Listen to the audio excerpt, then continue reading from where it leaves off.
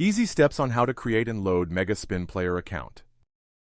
Step 1. Log in. Write the username and password provided for you. Step 2.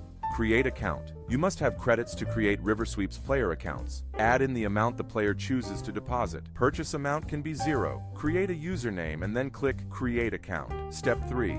Account number. The account number will serve as the player's login info. No account number is the same as another. Recharge account. To recharge, click Purchase and enter the amount of their deposit. Bounce back gives additional bonus to the player.